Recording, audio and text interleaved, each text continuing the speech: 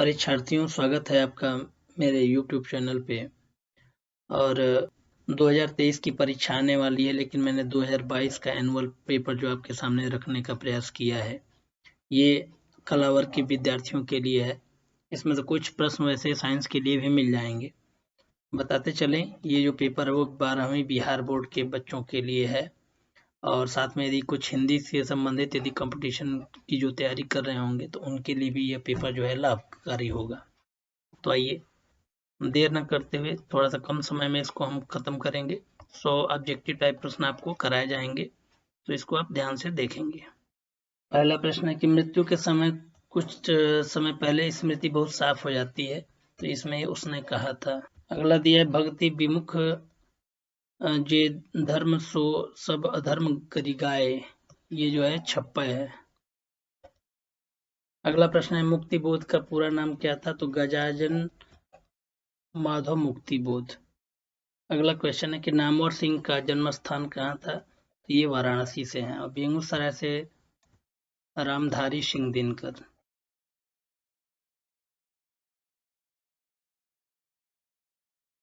ये भी याद रखेंगे। अगला दिया है ओम प्रकाश वाल्मीकि का जन्म कब हुआ था, तो 1950 में हुआ था।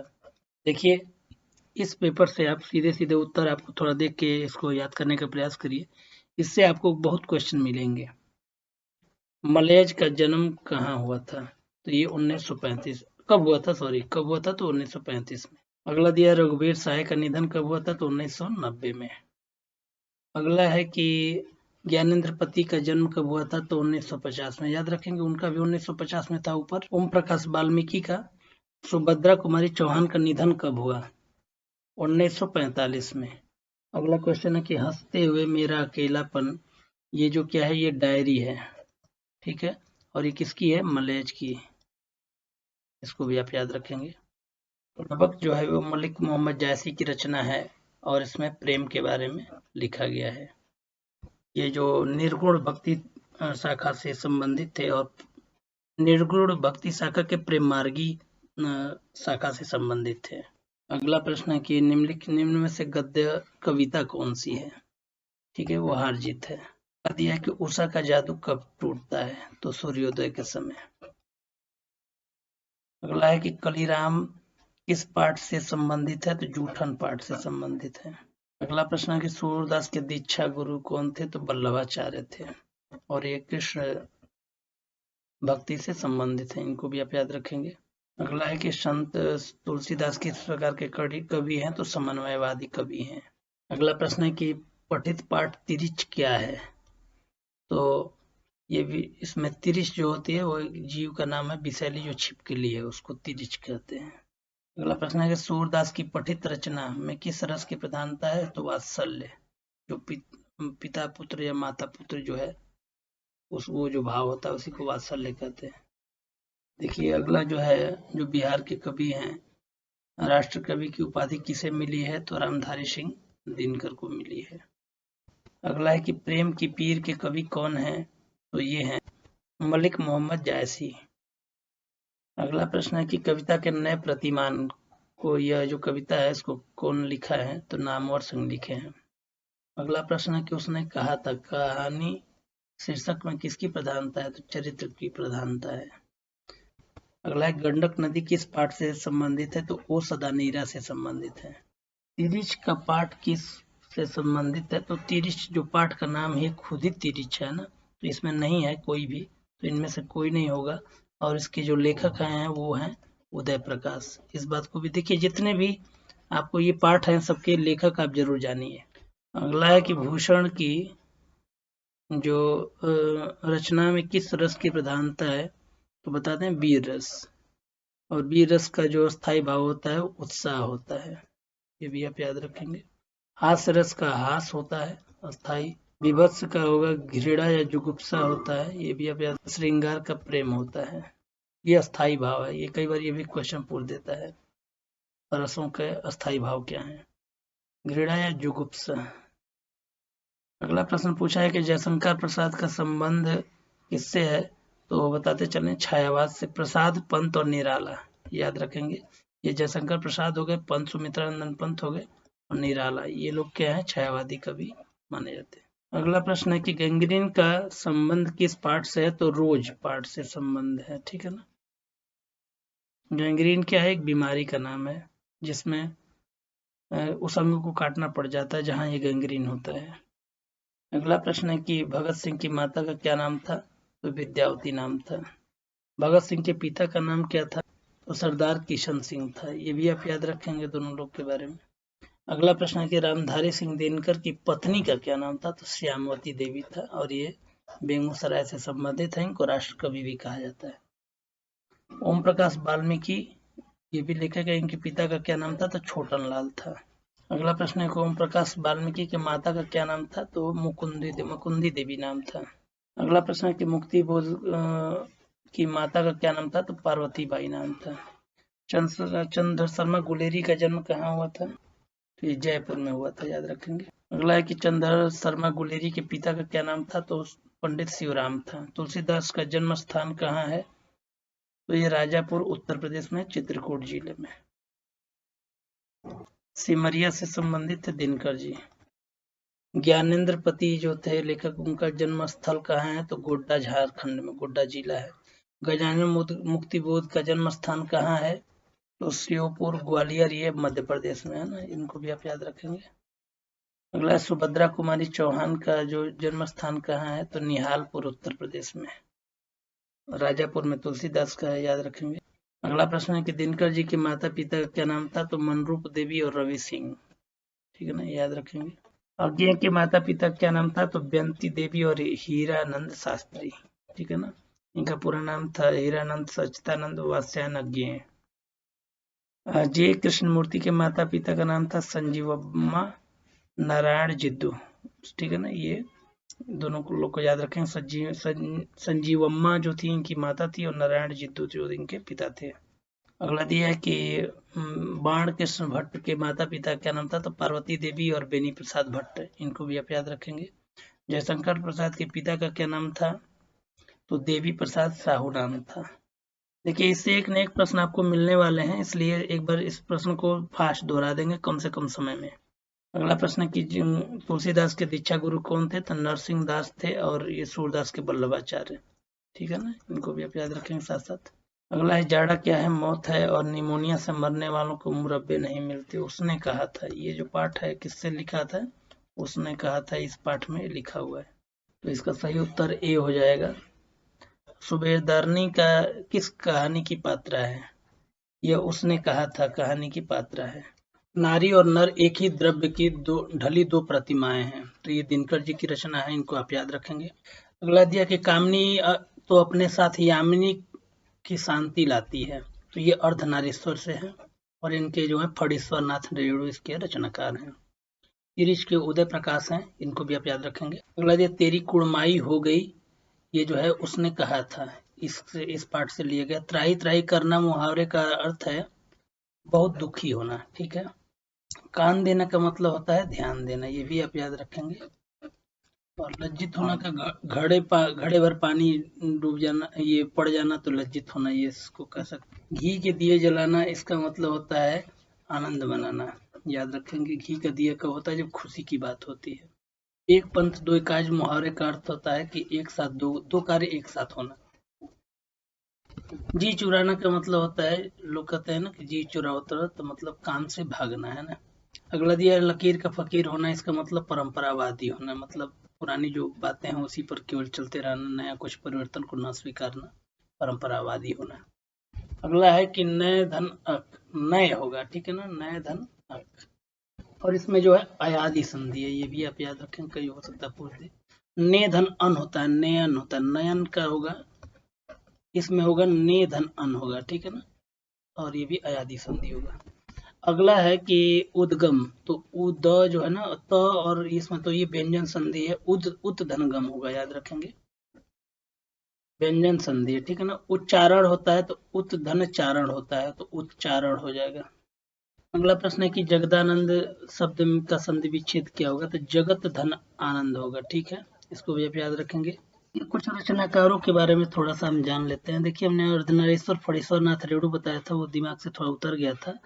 बता दें कि अर्धनारीश्वर जो है ये दिनकर जी का निबंध है, ये दिनकर जी का निबंध है ना, इसको थोड़ा सा याद रखेंगे।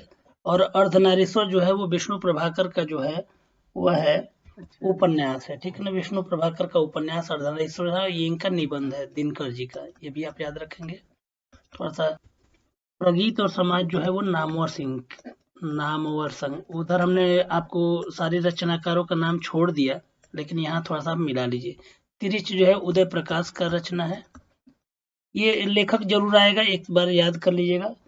उसने कहा था वो, ये जो है वो चंद्रधर शर्मा गुलेरी का है। तो सारे लेखकों को याद रखेंगे। प्रगीत और समाज नामवर सिंह की रचना है, उसने कहा था चंद्रधर शर्मा गुलेरी का है। रोज या गैंग्रीन जो है वो अज्ञेय का है, हीरानंद सच्चिदानंद वात्स्यायन अज्ञेय। जूठन जो है वो ओम प्रकाश वाल्मीकि की रचना है। तो ये थोड़ा सा रचना आप ध्यान दे लेंगे। ये सभी जगदानंद संधि का संधि विच्छेद जो है इसका हमने बता दिया, जगत धनानंद होगा, और ये व्यंजन संधि का उदाहरण है।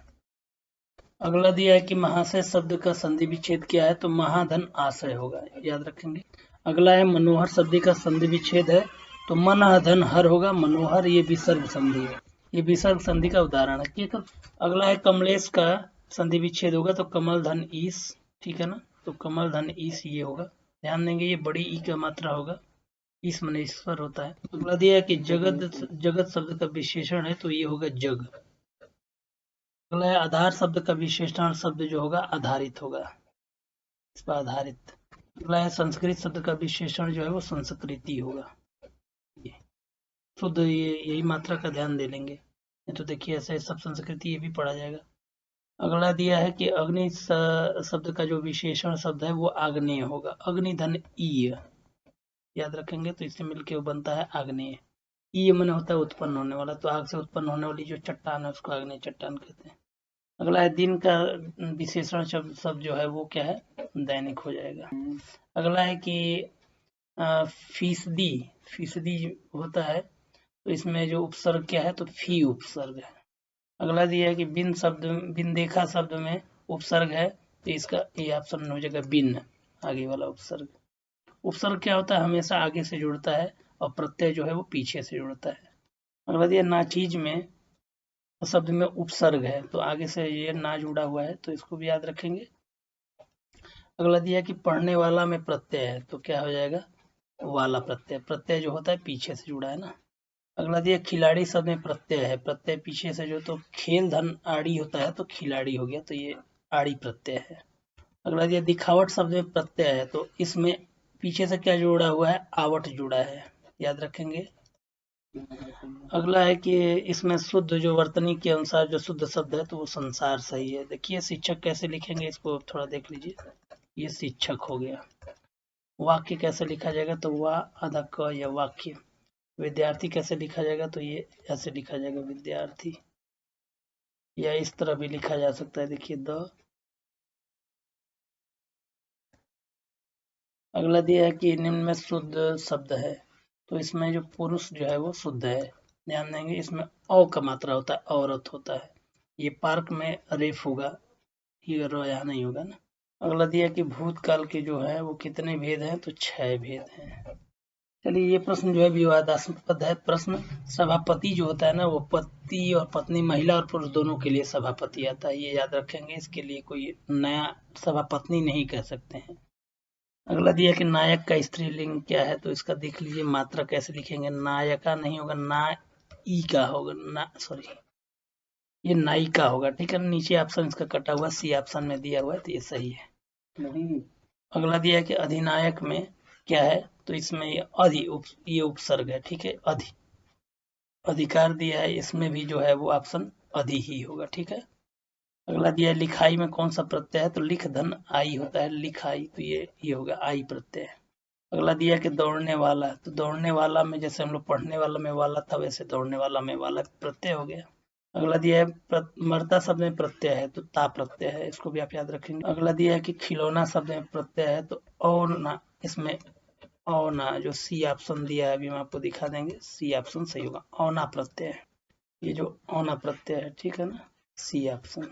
अगला जो है ना ये प फ ब भ, ये जो क्या होगा ओष्ठ से है, ठीक है ना, बोल के भी आप देख सकते हैं, दंत जो हो गया त, थ, द, ध, ये हो गया आपका च, छ, ज, झ जो हो गया ये आपका तालु।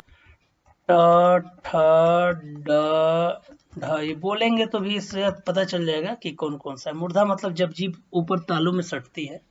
मूर्धा में जीभ थोड़ी सी मुड़ती है ना, दांत से ऊपर थोड़ा सा, ये दांत के ऊपर जो अंदर से वहां लगता है, वो मूर्धा वाली जगह कहलाती है। तो इसको बोल के अभ्यास कर लेंगे तो आपको उच्चारण स्थान पता चल जाएगा। ये दिया है प, फ, ब, भ, म, तो ये आपका इसका उत्तर हो जाएगा ओष्ठ। तो थ वर्ण का जो उच्चारण स्थान क्या है, ये दंत है। इसको भी आप याद, त, थ, द, ध, ये भी हो गया तो ये भी दंत हो गया, ठीक है ना। इसको भी आप याद रखेंगे। क, ख, ग, घ, ये जो हो गया कंठ से आवाज आ रही है तो देखिए ये कंठ हो गया। भ का उच्चारण जो स्थान क्या है, वो ओठ से हो रहा है, प, फ, ब, भ। त का उच्चारण स्थान तो अभी हम लोग त, थ, द पढ़े थे तो ये दंत से है। ढ का उच्चारण स्थान क्या है, ट, ठ, ड, ढ, तो ये मूर्धा हो गया, ठीक है ना। अभ्यास कर लेंगे। अगला फिर दिया ख वर्ण का उच्चारण, तो क, ख, ग, घ, ये कंठ से हो गया। च, छ, ज, झ, जो ये हो गया आपका तालु से आवाज आती है तो ये तालु, च, छ, ज, झ। यमुना शब्द कौन सी संज्ञा है, तो ये यमुना क्या है, किसी व्यक्ति का भी नाम हो सकता है, नदी का भी नाम हो सकता है, तो ये व्यक्तिवाचक हो जाएगा। मंत्री शब्द कौन संज्ञा है, तो ये जाति, एक जाति समूह जो होता है मंत्री, तो उसको ये कह रहे जातिवाचक संज्ञा। अगला है कि मिठास शब्द में कौन सा संज्ञा है, तो मिठास क्या है, ये भाव है। मीठा जो है वो भाव है, तो ये भाववाचक संज्ञा। अगला दिया कि गुच्छा शब्द कौन सा संज्ञा है, तो गुच्छा क्या है, समूह में होता है। तो कोई चीज गुच्छा में होता है तो इस समूह में है तो इसको समूहवाचक कहेंगे। अगला दिया कि मोती शब्द कौन सा संज्ञा है, तो मोती कोई द्रव्य हो सकता है, सोना, चांदी, मोती, ये सब क्या है, द्रव्यवाचक है, पदार्थ। अगला दिया है कि चावल जो है वो कौन सा संज्ञा है, तो चावल, चावल भी कोई पदार्थ है तो ये आपका द्रव्यवाचक हो गया। तो इस प्रकार ये 100 क्वेश्चन पूरे हुए। और आशा करता हूँ कि आपको ये वीडियो पसंद आया होगा।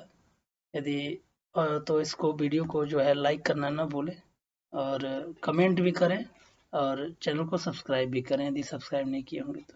बहुत बहुत धन्यवाद। जय हिंद।